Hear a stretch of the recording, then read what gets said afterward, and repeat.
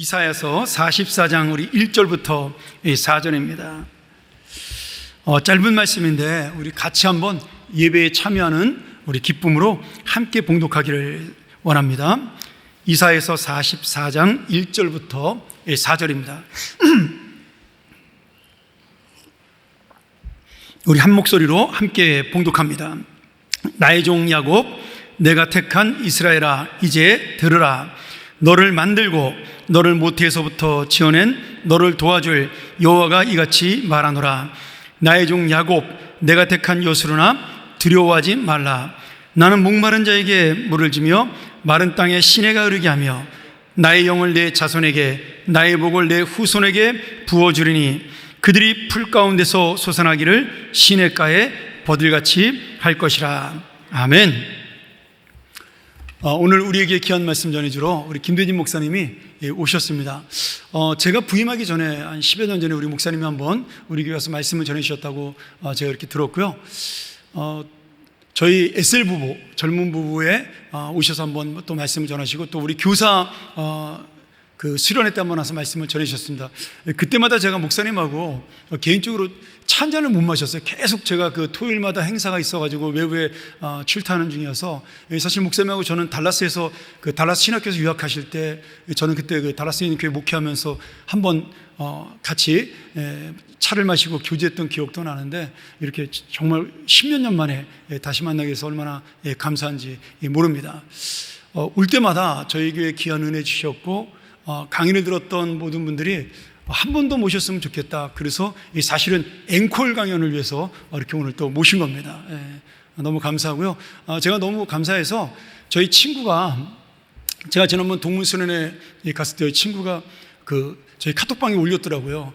가정사역을 위해서 설교 있으신 목사님 한번 추천해달라고 제가 제일 먼저 우리 김 목사님을 추천했습니다. 그래서 아마 그 교회에서 가셔서 또 말씀 전하시는 거 알고 있는데 오늘도 우리의 기대에 어긋나지 않게 또 성령이 임하는 귀한 말씀 전할 줄로 믿습니다. 저희 교회 교육처럼 여러분 다 아시죠? 우리 교회는 교육의 툴을 제공하고 신앙교육은 가정에서 부모들이 책임진답니다. 교회가 신앙교육하는 게 아닙니다.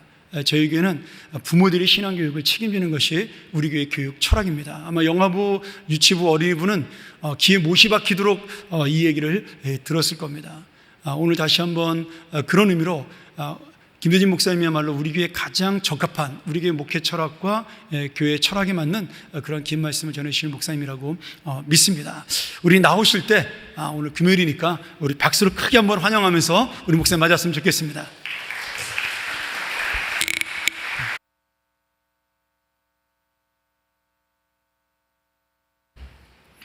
주의 몸된 귀한 교회 이렇게 또 말씀으로 섬길 수 있는 기회를 주신 하나님께 감사를 드립니다. 또 환대하여 주셔서 감사합니다. 함께 몸으로 나오셔서 예배하여 주시고 우리 하나님의 이름을 높여주시니 기쁨이 큽니다. 또 앞에서 아빠 엄마와 우리 아이들이 같이 찬양하는 모습을 이렇게 보니까 여기가 천국이겠구나 이런 생각이 듭니다. 너무 기쁘고 감사한 그런 모습 감사합니다. 잘 되는 집안에는 두 가지 소리가 끊어지질 않는다고 합니다. 잘 되는 집안에는 두 가지 소리가 끊어지지 않는데 첫 번째는 노인들의 기침소리, 두 번째는 아이들의 울음소리.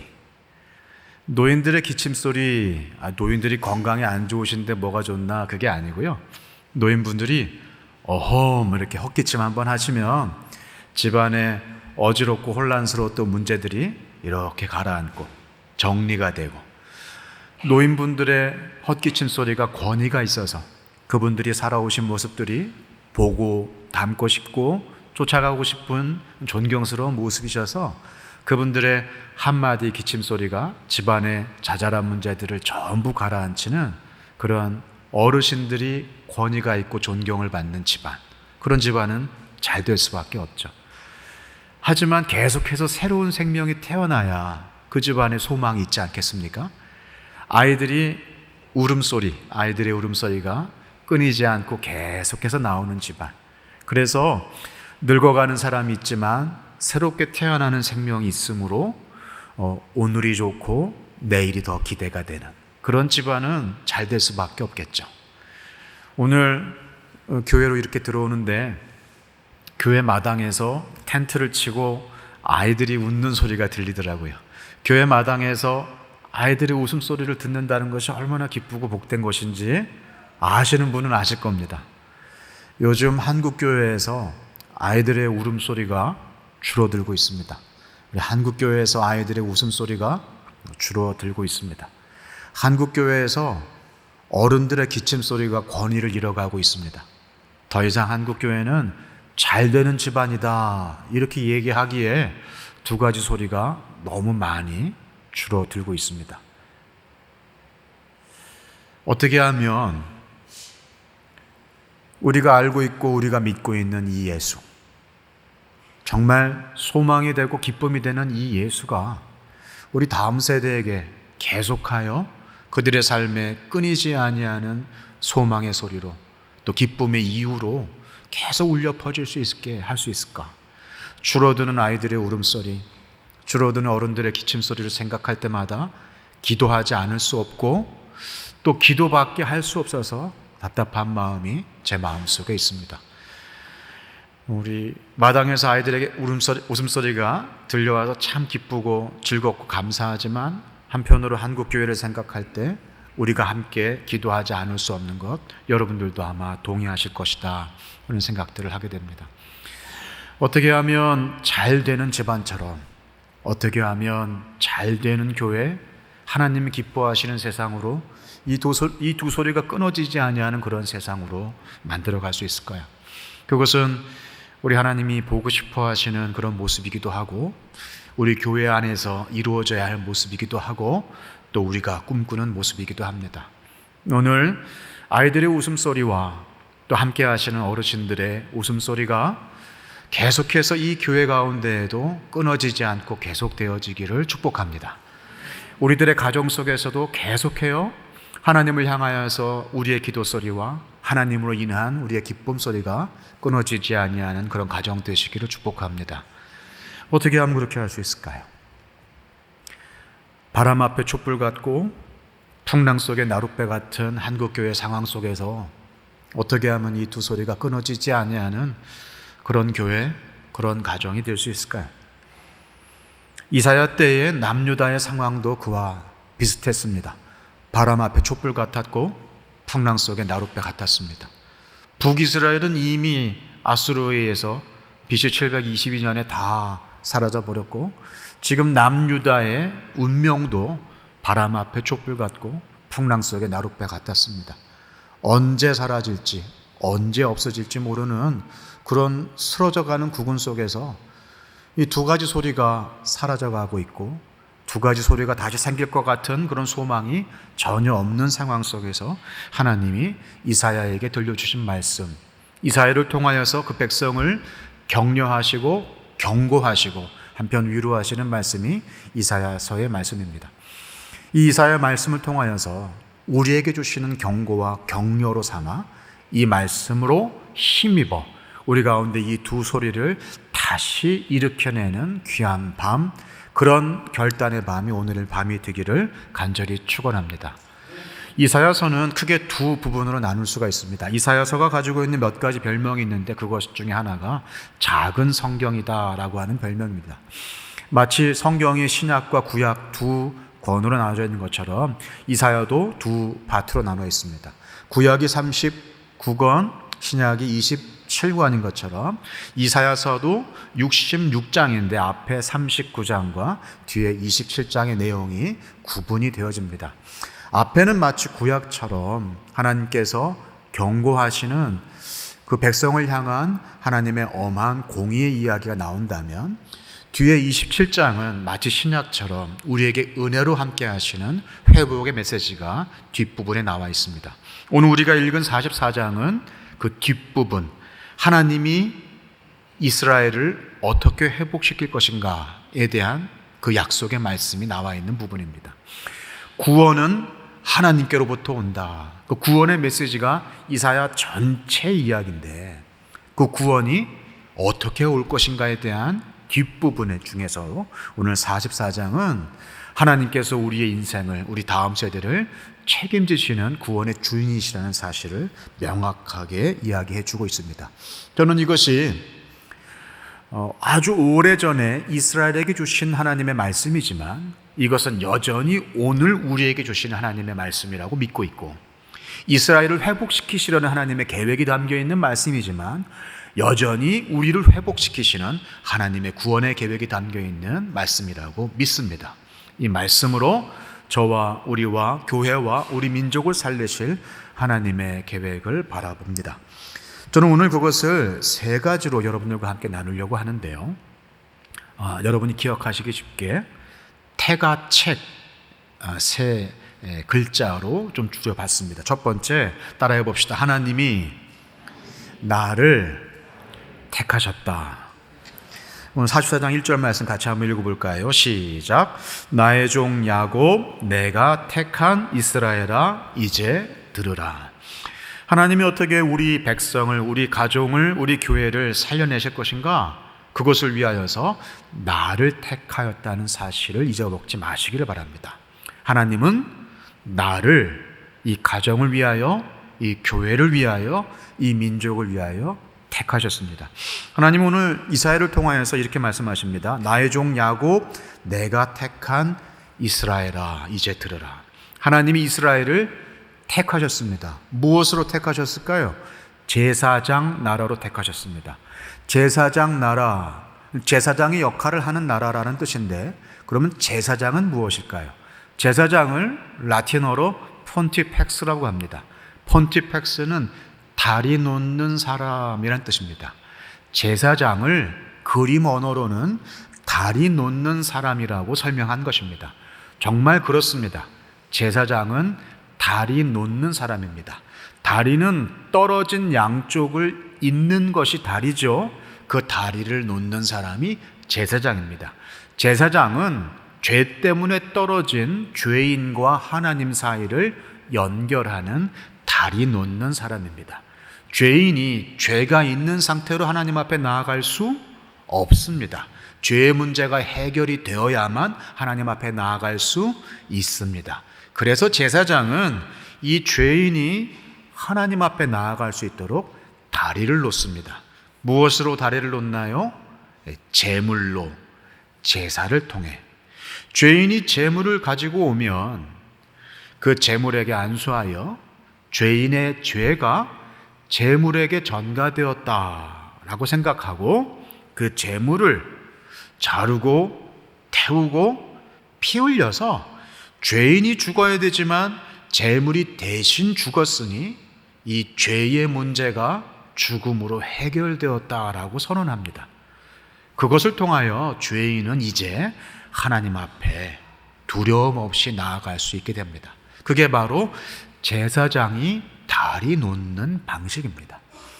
예수님은 죄 많은 세상을 위하여 제사장으로 오셨습니다. 가장 큰 대제사장으로 오셨습니다. 영원한 대제사장으로 오셨습니다.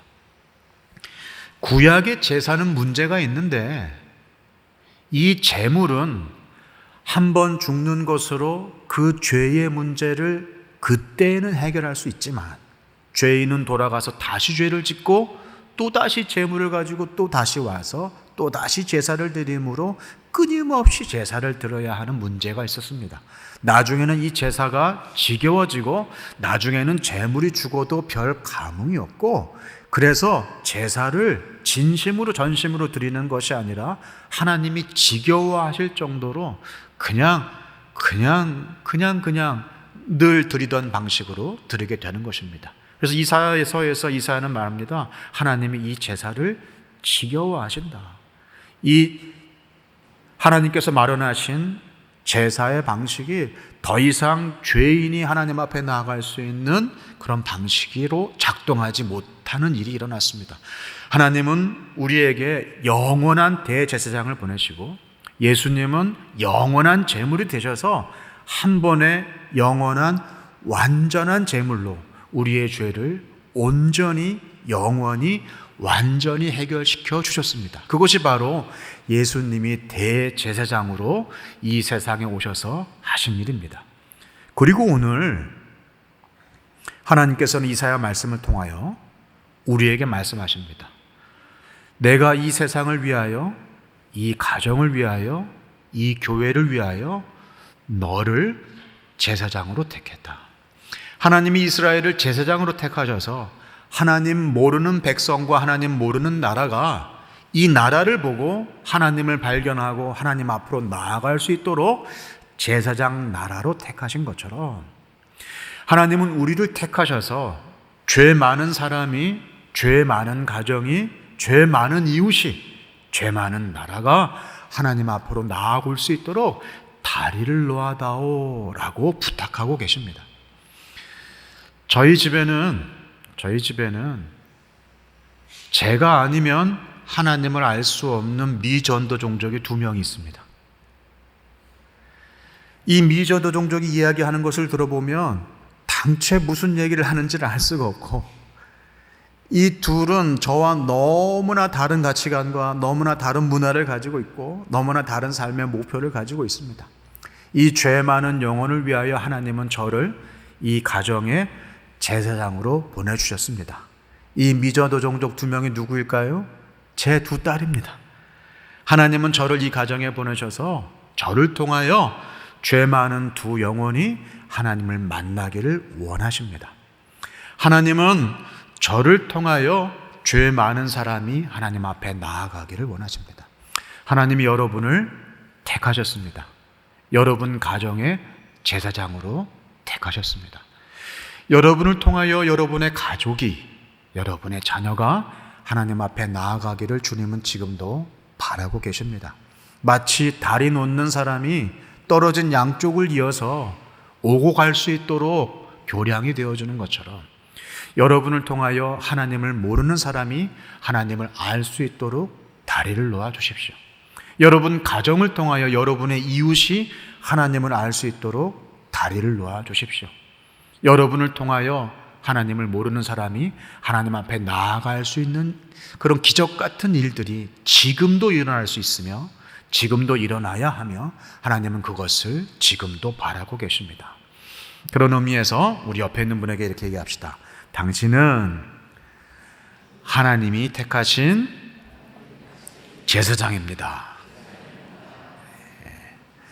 하나님이 우리를 택하셔서 여러분 가정의 제사장으로 삼으셨다는 사실을 여러분 잊지 마시기를 바랍니다. 그것이 바로 1절, 하나님께서 1절 말씀을 통하여 우리에게 들려주고자 하시는 말씀입니다. 두 번째, 저를 따라해 봅시다. 하나님은 나를 아신다. 태가책의 2번째 기둥은 하나님이 우리를 아신다는 사실입니다. 2절 말씀 같이 한번 읽어볼까요? 시작. 너를 만들고 너를 모태에서부터 지어낸 너를 도와줄 여호와가 이같이 말하노라. 나의 종 야곱 내가 택한 요스루나 두려워하지 말라. 하나님은 이사야를 통하여서 이스라엘 백성에게 뭐라고 말씀하시냐면 내가 너를 만들었고 너를 모태에서부터 지어냈기 때문에 나는 너를 도와줄 수 있다라고 말씀하고 계십니다. 하나님은 우리의 모양을 잘 아십니다. 하나님은 우리를 만드셨기 때문입니다. 모태에서부터 우리 뱃속에서부터 우리를 지어내신, 우리를 조직하신 하나님께서는 우리의 형편과 상황을 너무나 잘 알고 계십니다. 그래서 하나님은 나의 종 야곱 내가 택한 요스루나 두려워하지 말라라고 말씀하십니다. 제사장 노릇이 보통 어려운 것이 아닙니다. 하나님과 죄인 사이에서 제사장 역할을 하는 것은 큰 부담입니다. 하나님 편에서 하나님의 역할, 하나님의 입장도 알아야 되고 죄인 편에서 죄인의 입장, 죄인의 상황도 알아야 됩니다.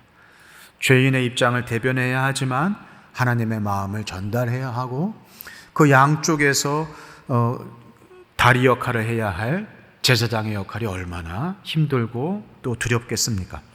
하나님 그래서 이스라엘에게 내가 택한 여수르나라고 얘기합니다. 합당한 사람, 그 일을 하기 너무 좋은 사람 이렇게 부릅니다. 그러나 여러분도 잘 아시다시피 이스라엘은 이 역할을 하기 합당한 사람이 아닙니다. 이스라엘은 그런 나라가 아닙니다. 너무나 부족한 나라였습니다. 그래서 지금 나라가 남북으로 나뉘었고 북은 사라졌고 남유다도 언제 무너질지 모르는 그런 상황까지 오게 되었습니다. 이스라엘은 한 번도 하나님 앞에서 여수론이라고 하는 이름에 합당한 역할, 그런 모습을 보인 적이 없습니다. 그럼에도 불구하고 하나님은 말씀하십니다. 나의 종 야곱 내가 택한 여수로나 두려워하지 말아라. 많은 가정의 가장들은 무거운 짐을 지고 오늘도 살아갑니다. 아버지로, 어머니로 한 가정을 책임지는 것에 더하여서 우리는 우리의 자녀들이 주의 사람으로 잘 자라나야 된다라고 하는 그런 믿음의 거룩한 부담감까지 가지고 살아갑니다. 하루하루가 힘들고 믿음의 사람으로 이 땅을 살아가기가 너무 어렵고 믿음의 본을 보일 만한 여유도 없으며 나조차도 주님 앞에서, 세상 앞에서 두려운 것이 한두 가지가 아닙니다. 그러나 오늘 주님께서 그렇게 무거운 짐을 지고 살아가는 믿음의 부모들에게 이렇게 이야기하고 계십니다. 내가 너를 잘 안다. 내가 너를 도와줄게. 내가 너를 이 일을 위하여 택하였으니 두려워하지 말고 이 일을 감당하거라.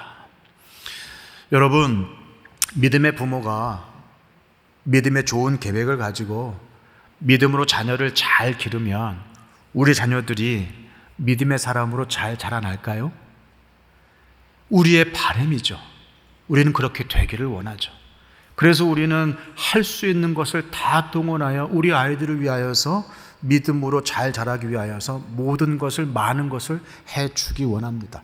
밖에 텐트도 치고 밤도 새고 믿음의 좋은 추억도 가지려고 하고 우리는 가정 예배도 드리고 큐티도 하고 아이들을 교회로 보내기도 하고 집에서 말씀으로 양육하기도 합니다. 그럼에도 불구하고 우리는 우리의 아이들의 믿음을 위하여서 할 수 있는 본질적인 힘이 하나도 없습니다.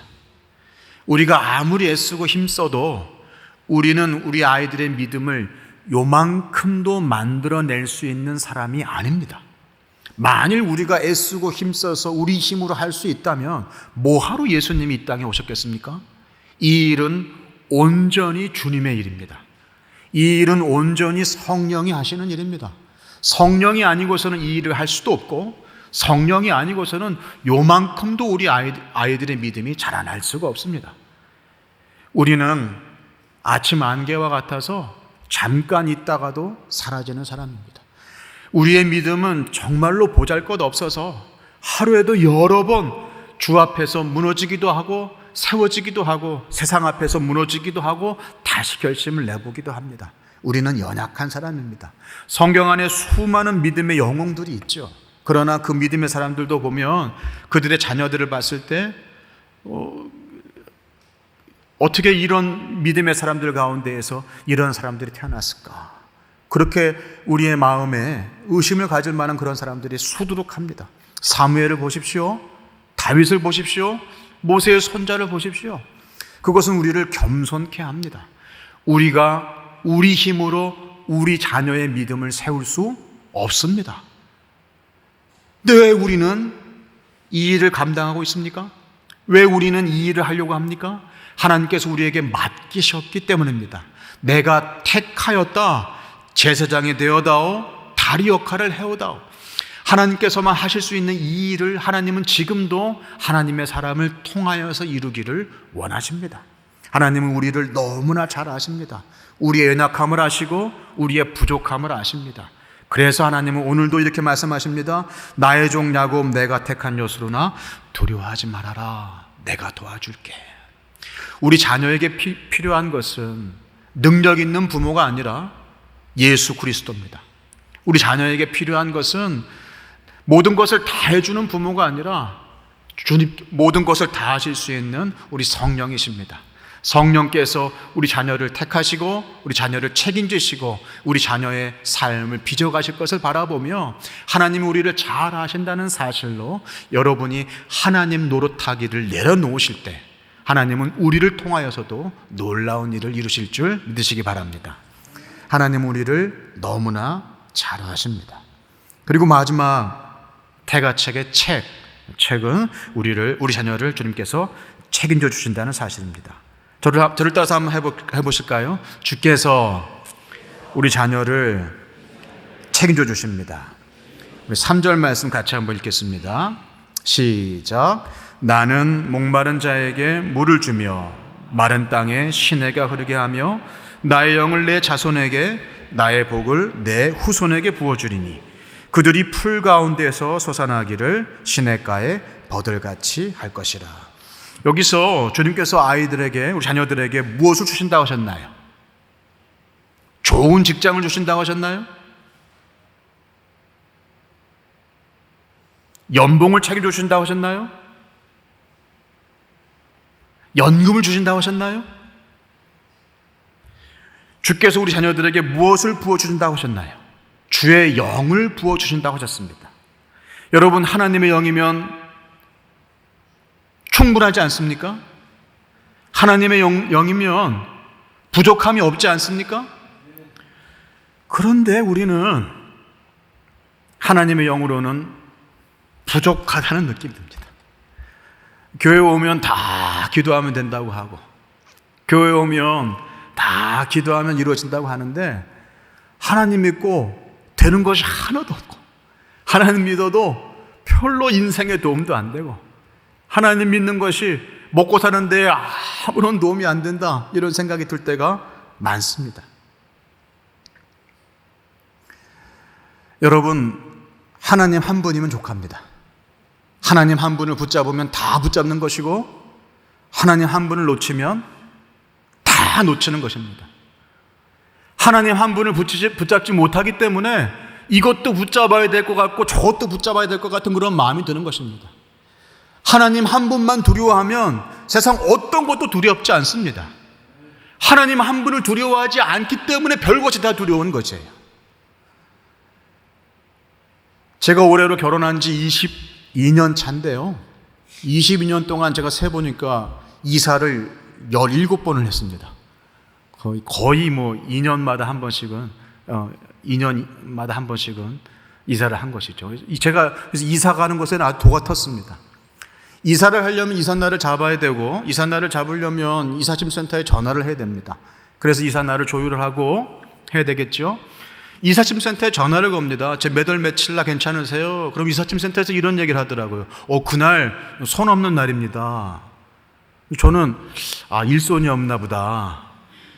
손 많은 날은 언젠가요?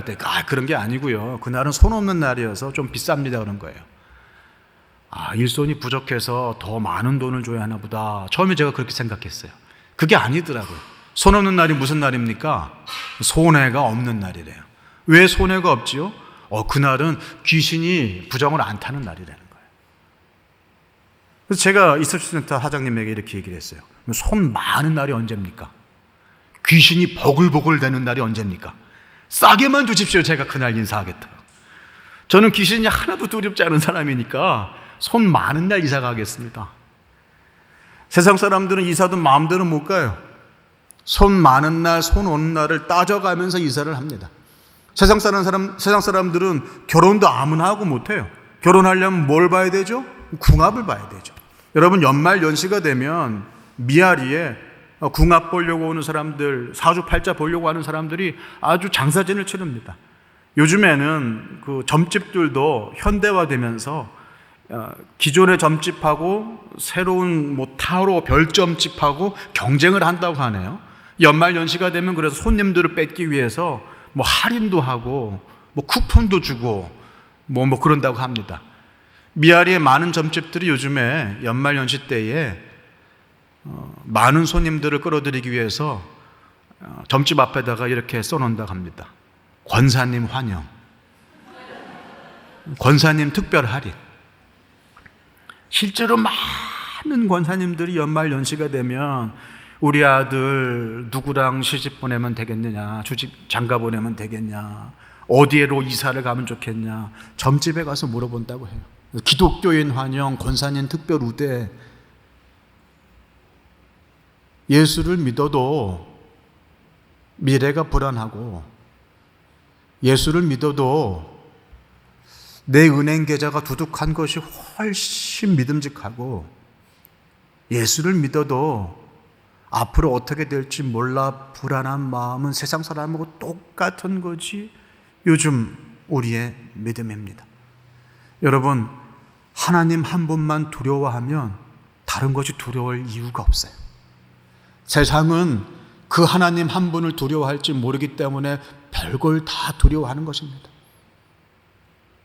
땅에 우물을 파려고 구멍을 뚫을 때도 혹시 여기다가 땅신 이마박에다가 구멍 뚫는 건 아닌가 두려워가지고 소주 한 잔 뿌리고 제사를 지내야 돼요. 부품이 50만 개가 넘는 그 비행기를 띄울 때도 경락고에서 처녀 출항할 때 뭐 하죠? 돼지 머리 잘라놓고 거기다가 이렇게 돈 집어넣고 제사를 지내고 그래야 비행기를 띄우는, 그것이 세상입니다. 하나님 한 분만 두려워하면 어느 것도 두려워하지 않을 권리가 우리 가운데 있습니다. 하나님 한 분만 붙잡으면 모든 것을 다 붙잡습니다. 우리 자녀들에게 부어주신 하나님의 영이 있다면 우리 자녀들의 인생에 두려울 것이 뭐가 있겠습니까? 하나님이 우리 자녀들을 책임져 주신다고 하시는데 우리가 두려울 것이 뭐가 있겠냐고요. 오늘 이사야를 통하여서 하나님은 분명히 우리에게 약속하십니다. 나는 목마른 자에게 물을 주며 마른 땅에 시내가 흐르게 하며 나의 영을 너의 자손에게, 나의 복을 너의 후손에게 부어줄 것이다. 그래서 마치 시냇가에 버드나무가 울창하게 자라나는 것처럼, 그 물된 동산의 나무가 마를 날이 없는 것처럼 내가 너의 후손들의 삶을 책임져 주겠다. 이스라엘의 미래를 책임져 주겠다. 그러니 나만 두려워해라. 다른 거 두려워하지 말아라. 바람 앞에 촛불, 풍랑 속에 나룻배, 그런 거 두려워하지 말고, 국은 두려워하지 말고 나 하나 붙잡고 내게로 돌아와 나를 바라보며 내가 너에게 줄 복을 바라보며 그렇게 함께 살아가자. 주님은 이스라엘 백성에게 그렇게 격려하시고 권고하시는 것입니다. 그게 안 되니까 우리가 두려운 것이, 하나님 한 분으로는 안 될 것 같아서 이것도 준비해야 될 것 같고, 이것도 대비해야 될 것 같고, 이것도 좀 채워 넣어야 될 것 같고, 이것도 좀 붙잡아야 될 것 같고, 이 정도는 갖춰놔야 내 인생이 잘 될 것 같은 생각에 우리는 두려워서 경쟁하고, 두려워서 잠을 못 자고, 두려워서 세상 앞에 떠는 것입니다. 세상과 똑같이 살아간다는 것은 하나님 없는 것과 같은 것이에요. 우리 믿음의 선배들은 그렇게 살지 않았습니다. 하나님 한 분으로 족하였습니다. 하나님 한 분으로 세상에 두렵지 않았습니다. 세상이 아무리 겁박을 해도, 세상이 아무리 핍박을 해도 주님 한 분 바라보며 당당하게 기쁘게 살아가셨습니다. 그럴 때 그들의 기침 소리에 권위가 있었습니다. 그들의 뒷모습이 아름다웠습니다. 저렇게 살면 멋진 인생을 살겠구나. 저것이 바로 천국으로 가는 발걸음이 되겠구나. 그 뒤를 쫓아가는 후배들의 마음이 든든했습니다. 그런데 주님 한 분만으로는 안 돼서 이것도 붙잡고 저것도 붙잡고 이것도 채워놓고 이것도 대비하려고 하는 우리들의 모습이 우리 뒷사람들, 우리 뒤를 쫓아올 수많은 우리 믿음의 후배들에게 정말 든든한 그런 모습이 되겠냐 이거지. 우리가 주님 한 분만을 두려워하는 삶을 선택할 때 우리 자녀들의 삶은 주께도 주시는 영으로, 주께도 주시는 복으로 가득 찬 인생이 되실 줄 믿으시기 바랍니다. 주님 약속하십니다. 내가 복을 내려줄 것이다. 목마른 자에게 물을 줄 것이며 마른 땅에 시내가 흐르게 할 것이다. 여러분, 천수답이라는 것이 있습니다. 하늘천, 물수, 논답. 말 그대로 하늘에서 내리는 비로 밭농사, 논농사를 하는 그런 논을 천수답이라고 합니다. 보통 논농사는 물이 중요하기 때문에, 물로 벼를 기르기 때문에 강변에, 호숫가 근처에 물을 댈 수 있는 아주 좋은 저 평야지대에서 논농사를 하게 돼 있습니다. 그런데 어쩌다 산까지 올라간 사람들이 산을 깎아서 논을 만들어 놓고 그곳에서 논농사를 하는 경우들이 있습니다. 논에 물을 댈 그런 다른 방도가 없지요. 그러니 이 천수담 농사꾼들은 하늘을 바라보면서 비를 내려주시기를 그렇게 바라고 기도할 수밖에 없었습니다. 그게 바로 천수담 농사꾼의 기도고 그들의 마음입니다. 저와 여러분은 원래 천수담 농사꾼입니다. 우리는 하늘에서 내리는 비로 농사를 지어야 하는 그런 사람이에요. 그런데 언젠가부터 자식 농사, 가정 농사, 우리 인생 농사에 물을 댈 방도가 많아졌어요. 하나님 없어도 될 것처럼, 하나님이 안 계셔도 살 방도가, 살 궁리가 많아진 거예요. 형편이 나아지고 다양한 삶의 방식들이 있으면서 이렇게 살지 않아도 되겠구나. 은행 계좌가 두둑하면, 개인 연금 몇 개쯤 이렇게 포트폴리오 잘 만들어 놓으면, 우리 아이 이름으로 주식 이렇게 잘 쌓아놓으면 마치 내 인생이 이제 앞으로는 푸른 초장 맑은 시냇가가 될 것처럼 물댈 궁리가 많아진 겁니다. 그냥 쿠팡에다가 주문만 넣으면 내일 아침에 한일 자동 펌프가 우리 집 앞으로 다 오거든요.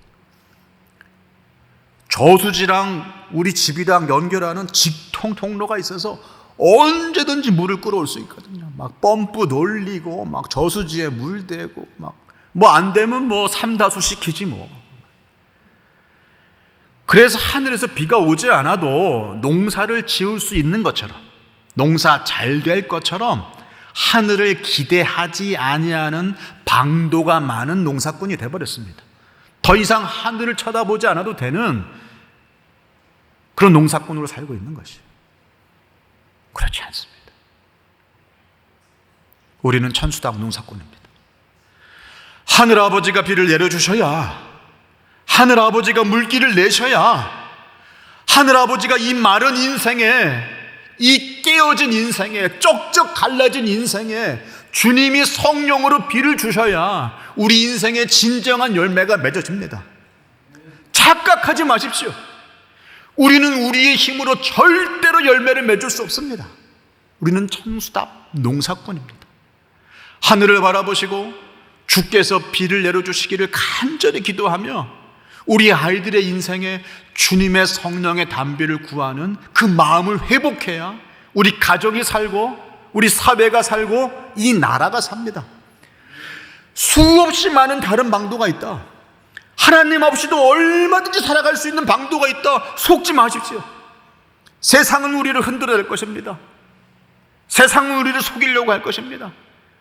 하나님 없어도 하나님보다 더 마음 든든해 보이는 수많은 다른 방도로 우리들의 삶을 흔들어 댈 것입니다. 마치 이사야 때의 남유다의 삶처럼. 이 천수담 농사꾼의 마음을 회복하지 않는 한 한국교회는 답이 없을 것입니다. 우리가 아무리 좋은 시설을 만들고, 우리가 아무리 많은 다른 방편을 구하고, 우리가 아무리 많은 기획을 해도 하늘 아버지의 도우심과 그 내리는 비가 없으면 우리 자녀들의 삶은 결국 피폐해지고 결국 갈라지게 될 것입니다. 그것이 성경 전체가 끊임없이 얘기하는 것이 아닙니까? 하나님은 오늘 이사야의 말씀을 통하여서 우리에게 태가책, 내가 너를 택하였다. 제발 다리를 놓아다오. 내가 만나고 싶은 영혼, 내가 만나고 싶은 가정, 내가 만나고 싶은 이웃들이 네 옆에 지천으로 깔려있다. 제발 제사장이 되어 다리를 놓아다오라고 우리에게 부탁하고 계십니다. 그러나 오늘 하나님은 두 번째로 우리에게 내가 너를 잘 안다. 우리에게 그럴 수 있는 근본적인 힘이 없다는 사실을 주님께서 잘 아시고 우리에게 성령을 통하여 하나님이 하실 일을 부탁하심으로 말미암아 주님이 이루실 것을 기대하라고 말씀하고 계십니다. 그리고 마지막으로 하나님이 책임지신다고 분명히 약속하셨습니다. 우리 자녀들에게 복을, 영을 부어주셔서 그들의 삶이 풀 가운데서 솟아나기를 시냇가에 버들처럼 할 것을 오늘 주님은 우리에게 약속하고 계십니다. 이 약속은 이미 요엘의 예언은 이미 그 마가다락방에 성령이 오심으로 이루어졌습니다.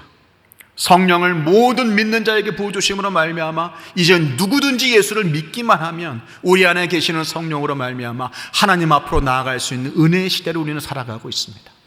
성령께서 우리의 삶을 다스려 주시고 성령께서 우리 삶을 인도하실 것입니다.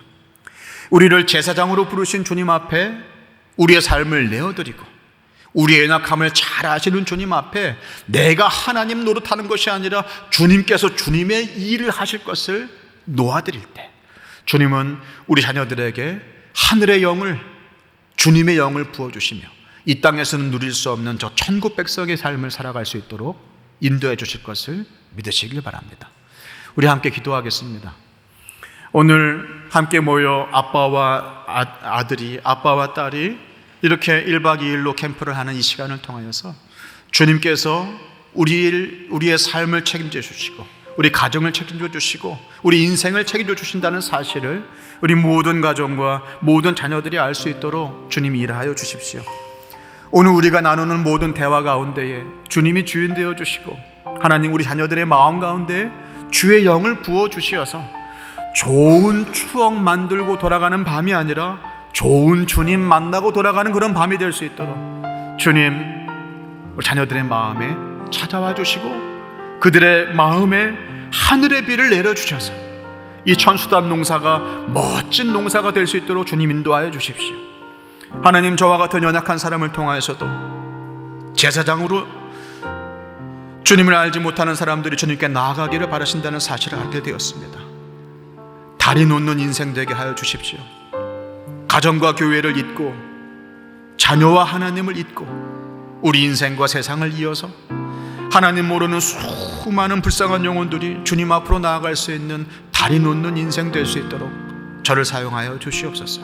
우리 그렇게 주님 앞에 기도하며 나아가도록 하겠습니다. 기도하겠습니다.